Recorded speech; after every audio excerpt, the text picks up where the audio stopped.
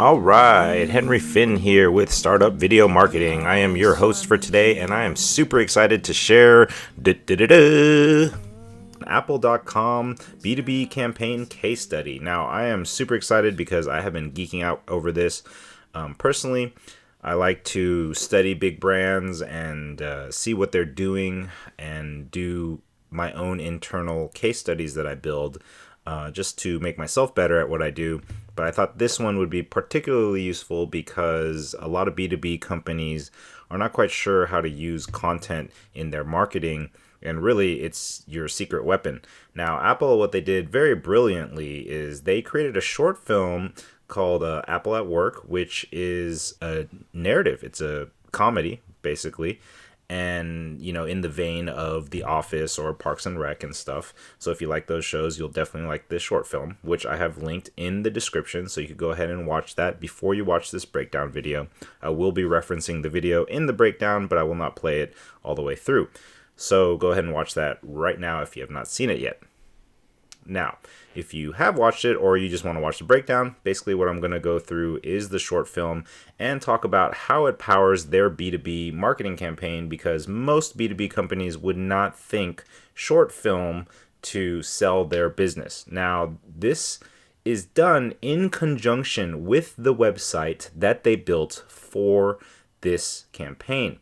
Now, the reason why I'm excited about this and why I geeked out about this personally and created this flowchart about the website, which I literally broke down section by section, all the elements that are on the website, how it flows, where it goes, the links that they provide and stuff. Again, this was something I did for myself. And, after a couple colleagues of mine asked for some copies, I realized, okay, this is probably something I should just share with everybody because it's super valuable. And the reason why I am doing both the breakdown of the short film and the website is that they work in conjunction together. They are, just as the tip of the spear is still part of a spear, the short film is part of this whole campaign, because this viral film basically kicks off this full customer journey that is, littered with PDFs and testimonial videos and case studies and all the other things that B2B companies are, more accustomed to. But it's just really brilliant how they use this short film that went viral to get people's attention. And the part that is genius about it, which is why I was just like, oh, Apple, slow clap. Just slow clapping for you all day for this, because, what you'll find is that they're consumer products. They didn't create a brand new B2B hardware. They're literally selling their iPhone, iPad, and Mac and watch, and, but this is a master class in branding, because they're basically teaching you how to think differently about Apple. So let's get right into it. So I want to talk about the funnel briefly. If you don't know what a funnel is, go ahead and Google it.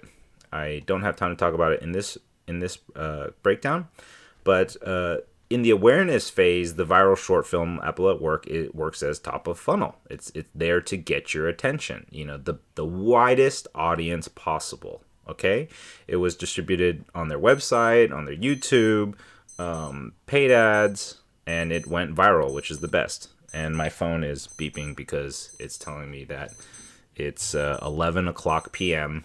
and I am completely a psychotic workaholic, because when that alarm goes off at 11 p.m., it is my moment to ask myself, what am I doing? How hard am I working? What else can I do today? And that usually keeps me up until about 3 or 4 a.m.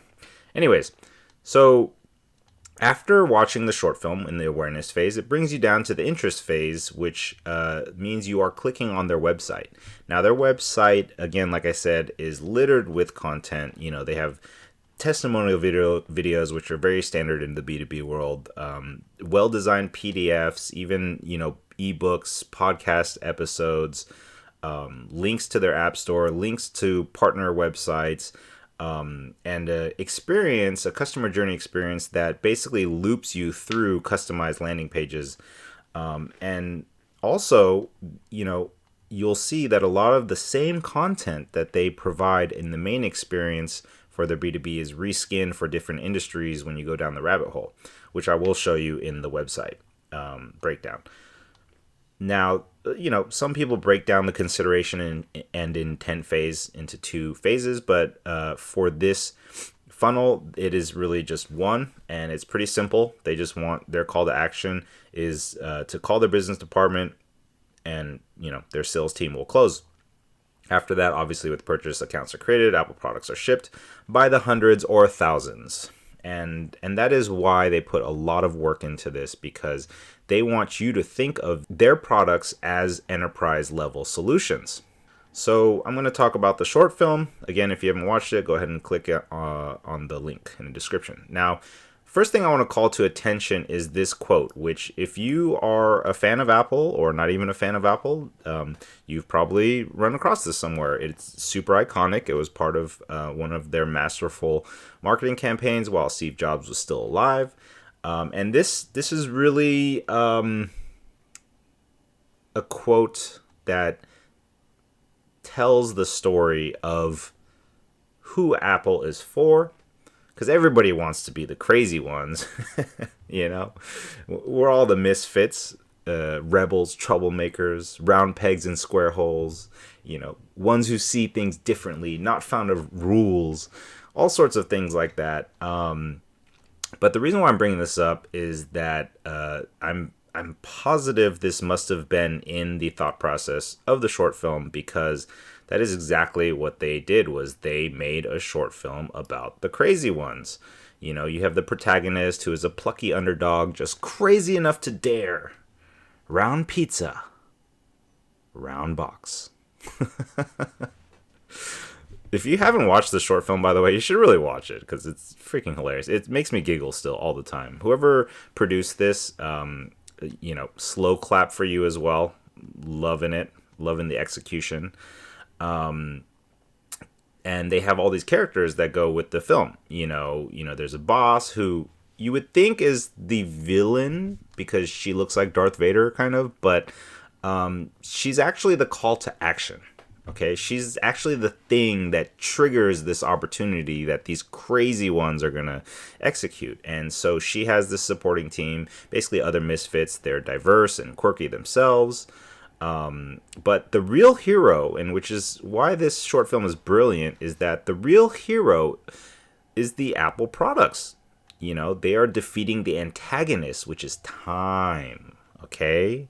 In this short film, the antagonist, the real antagonist, is time and all the things that get in the way of trying to accomplish something great. Okay, so let's actually go into the short film, and I'm going to go ahead and break that down for you a little bit.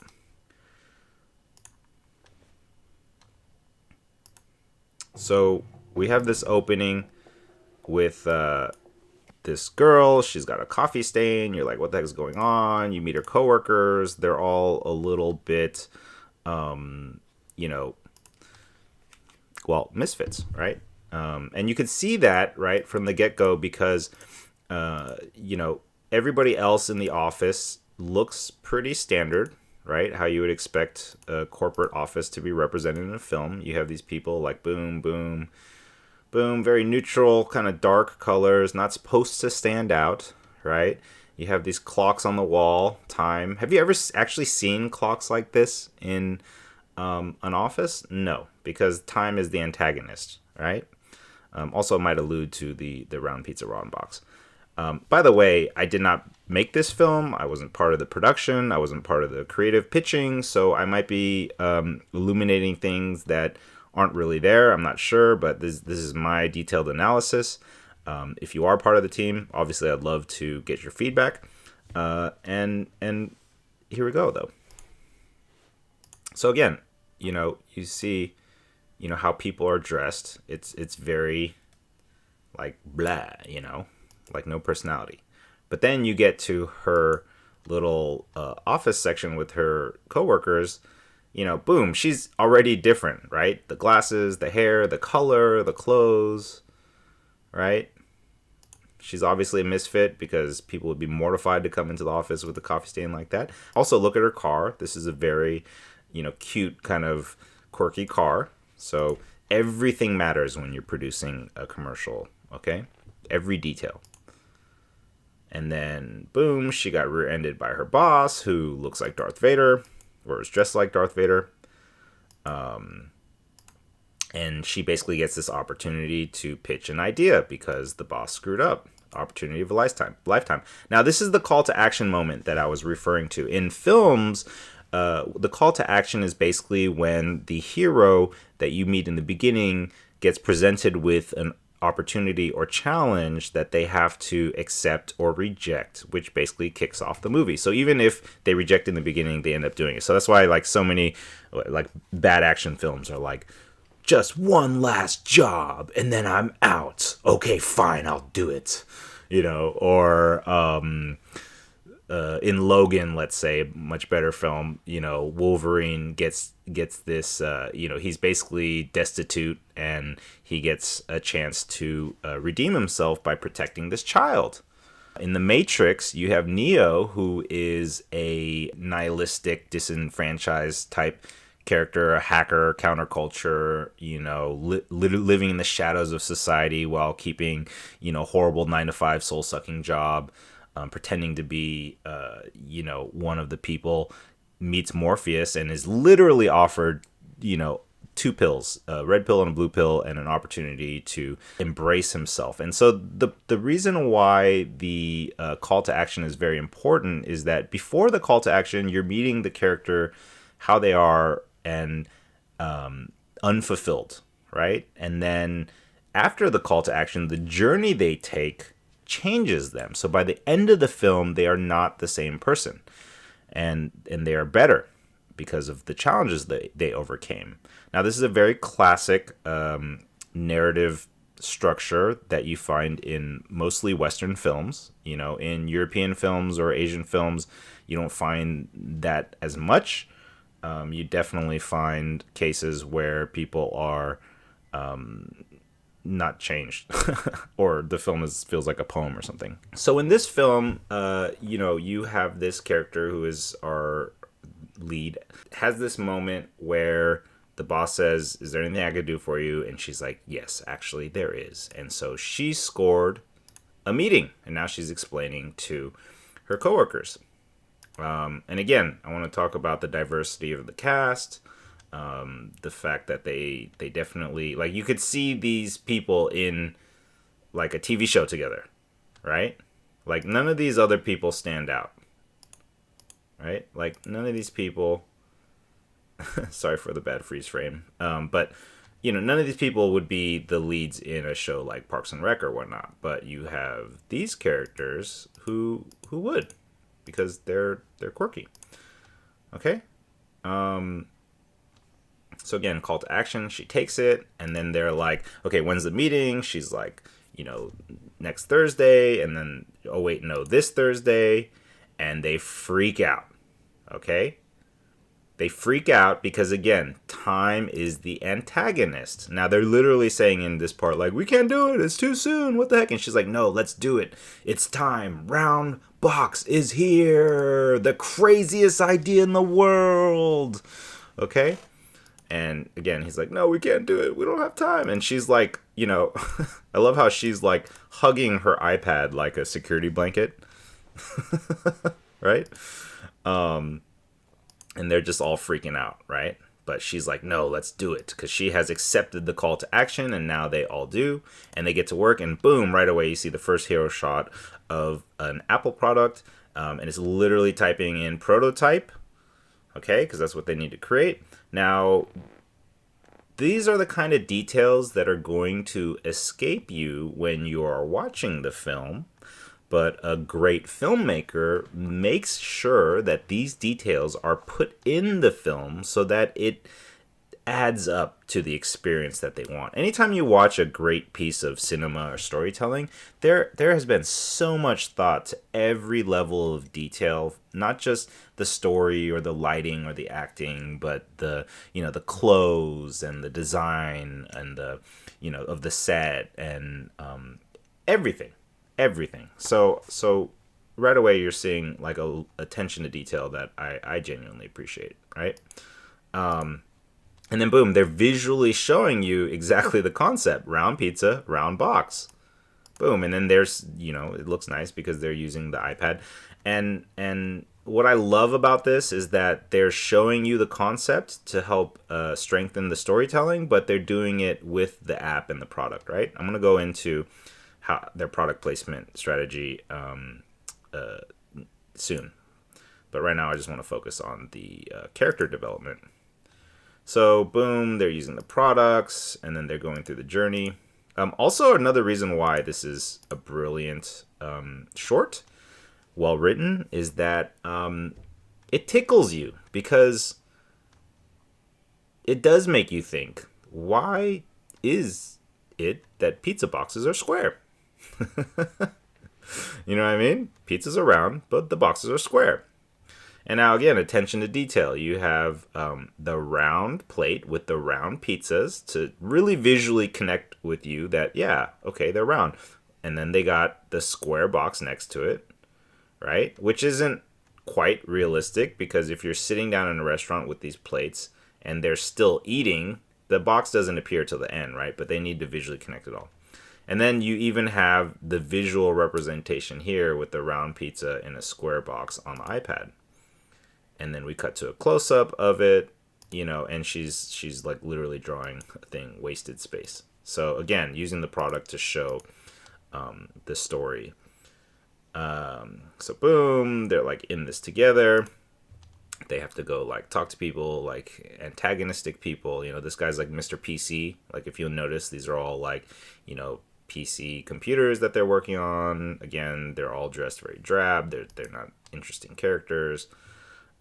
He's looks like a not fun guy. Now, and if you notice, there's another clock here. Boom, right here. Time.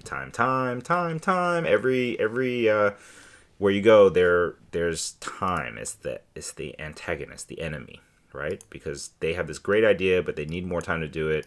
The only way they're going to accomplish it is with the help of Apple. Now they're looking for prototypes. They're all interacting with each other late night. You see kind of like supporting characters, blah, blah. Again, the scary boss. So what I want to fast forward to is at the end, right? They are different people. Because again, I mentioned in the call to action, you go through these struggles and then you end up becoming, a better version of yourself, right? So like, even like, let's take this character, looking at how she's dressed, right? She obviously has a personality, but she also looks like she's kind of like, this is how she would dress at work all the time, and probably wears the same exact thing while watching Netflix at home. And yet, at the end, after they've gone through this whole journey together, you see she is walking with confidence, right? And she looks much more well put together, right? They all do, actually. Like, if you look at the outfits beforehand, like, you have this guy. Where is he?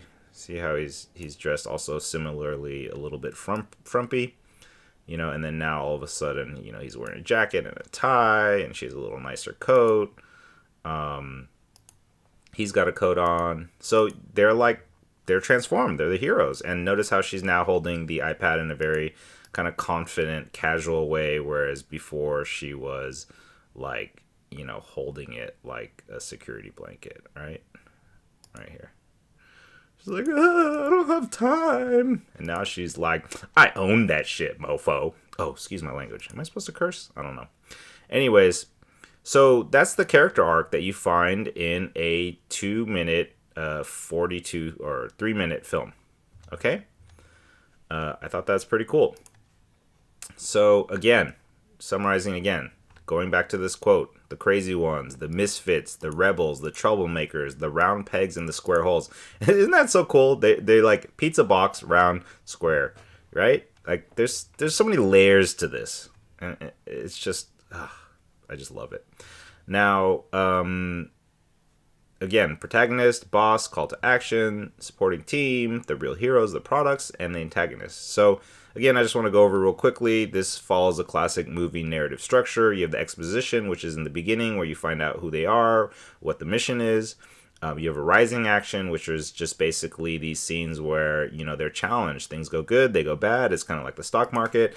But inevitably, it's rising and leading to a climax. Now, if you watch the film, you'll notice that the music quickens, the pace, everything leads up to this point where the time, it's actually literally represented by like a ding and then like a shot of the watch. And she's like, it's time. Boom, right there. Right? See? Thursday, meeting. Okay? And then that's the climax, right? Here. And the falling action doesn't refer to Hans Gruber falling off of the Nakatomi Tower in Die Hard. It refers to the energy at the end of a film that allows the audience to kind of absorb the climax and move into the resolution or the credits or whatever the final last scene is. For instance, in Die Hard, the falling action is actually him, talking to his wife at the end of the film. Or if it's Lord of the Rings, the third one, the falling action is like all 7 scenes where they say goodbye to each other over and over and over again. And so here you'll see that the falling action is, hey, we reached the climax and now they're just walking confidently together, calmly, happily, feeling like they're ready to take on the world. Again, you see clocks everywhere. And then boom, they go to the credits, which are the called tagline, which I guess you could say is the resolution in this film. So again, by the way, this handout is also available for download in the full packet that is on the website. So you could go ahead and look at this in more detail yourself. But basically the exposition, the boss bumped me, now we got a shot. Rising action, working together as a team against all odds to achieve our goal, made possible by Apple, of course. Climax, time is running out. They get their prototype made just in the nick of time. Falling action, confident walk to elevator, change and developed his characters. Resolution tagline, this is Apple at work. Boom. And the beauty of it is the tagline provides the thesis for the entire campaign. They are teaching you to think differently about Apple. They have mastered the consumer marketing game, and now they are flexing on the B2B world. Okay, I put together a couple different scenes, which just shows some kind of key actions. But the next thing I want to talk about is something more subtle, and it's actually the color palette. So, again, I talked about earlier how every little detail makes a difference. And, color and tone makes, a huge difference. The cinematography, the design, the clothing, it all works together to create a color palette. And I grabbed screen grabs from, key scenes, and you could see that there's this kind of color palette going on, which, isn't fully accurate, to be honest, because this website I used, they just generate it for you. I hit auto. This is what came up, right? But what I did to kind of contrast it was I took a frame from each shot at the end during the falling action after the climax. And if you'll notice that the color palette has changed, okay? Because in the beginning, you're seeing a lot more sepia, kind of like darker blues. I think this should be like maybe a darker blue, and even blacks and things like that. But in the end scene, it's the world is very neutral, and they're the ones that pop. And if you'll notice, like even in the elevator, there's kind of like this golden kind of tone to it, whereas everything is very blue and gray and cold. So they're like basking in the light. And you can see the difference when you see them side by side. You'll see how the palette shifted. Okay, again, this is not perfect because this is just like an auto color palette generator. But I think it's enough for you to see how throughout the film they had this kind of overall color palette going on that really shifts and gets a little bit more friendly, a little bit more minimalistic, in the Apple values. I love that the last shot is literally like the Apple logo on like this steel, which, their titanium look that they're very well known for. Again, so many levels of detail on this film that went amazing. Now, what I want to talk about next is how the Apple products are the real hero. Now, I didn't count every single shot, but I think I hit like 50 shots with products in it when I stopped counting. And I'm illustrating here at least 12 different use cases of their products. Now, typically, if you were to cram in that many product shots in any other commercial, or even a film over 2 hours, people will vomit, right? Like, it's crazy. And they pulled it off because they made the products essential to the storytelling. It's not like they just appear and it's like, oh look, I happen to be holding a Apple iPad while I'm doing this. Like, no, the iPad is essential to the story, right?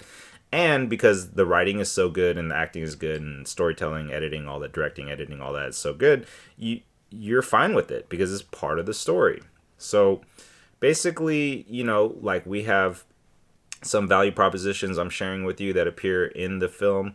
Brainstorming with your iPad and the pencil, syncing because she takes a photo and then it appears immediately on the laptop. PC software compatibility, which, because he's using an iPad, he's using a PC, and they're both using Microsoft Excel, right? So that's an important sales pitch for their B2B, and you'll see it reflected in their website in the other breakdowns, part 2. Also prototyping with Shaper 3D because they're like, oh, we need to make a prototype for this round box. She's working on the iPad while on the bus, so it shows the mobility of their product. They're using FaceTime to keep in touch with each other. They're using iMovie to edit their presentation or whatever it is, testimonial that they're editing, market research, I don't know what it was, and that they have software that you can handle for that. The fact that the boss was using an iPad shows that if you're an executive, you could manage your people with it and look cool while you do it. There was augmented reality in it, so it's like, oh, hey, our tech is like advanced, and you're using this iPad, you could be using flip forward, or you could be using augmented reality. Then we have the watch, of course, which they go into much more on the website, but it just kind of appears at the pinnacle of this short film. The fact that everybody's sitting here using MacBooks is like, to me, it's kind of the value prop is that, hey, like, you're all going to enjoy using these great products, and this is what your team is going to look like when they all have Apple products that they love. And that's kind of reflected in the website as well. Also, when they go to the manufacturer to get a prototype made, he's holding an iPad as well, an iPad Pro. So it's like, hey, your partners are going to use Apple too, which they definitely illustrate in their testimonials and stuff. You can even use your iPhone to put your makeup on. You could use your iPad to neglect your children. I am totally kidding. In that scene, he actually says, Siri, turn on Do Not Disturb. So it's basically saying you won't neglect your children. I just like to be a little cheeky sometimes because also, clearly, you could use it to neglect your children. Don't do that. And lastly, it's an altar for worship. I'm sorry, I couldn't resist. But, that's what it looked like to me when they're just all huddled around the iMac. Kind of reminds me of like old, like an old Far Side comic strip or something of like people, like all family, like just all huddled around the TV worshiping it. But, there is a cult of Mac, so maybe it is an altar for worship.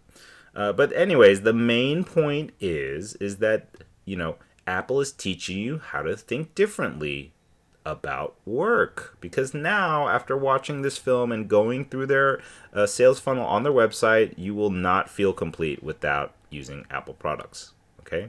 Like, how badass is your company if everybody's using Apple products and iPhones and watches and iPads and stuff? It's like, to the max. Okay? Now buy 1,000 iPhones from us right now. That's kind of the message that we're getting. So anyways, I hope you enjoyed that breakdown of the video. We're going to move now to part 2, which is the website breakdown. This is where it gets really, really good, because you're going to find out, if you're a B2B company and you're trying to figure out how to sell, this is a beautiful model. And again, it starts with the film. But I think why a lot of B2B companies would hesitate to do this is because they wouldn't have the infrastructure set up to take advantage of it. Okay? A film by itself would be completely useless if you did not have the funnel to follow it. And you'll see that the film is the centerpiece of this funnel, or the top of the funnel, but there's so much more to it. So again, this is the Apple B2B content campaign case study provided by Henry Finn for startupstorytelling.co. If you have any questions, go ahead and message me. I'd be happy to answer them. And let's get on to part 2.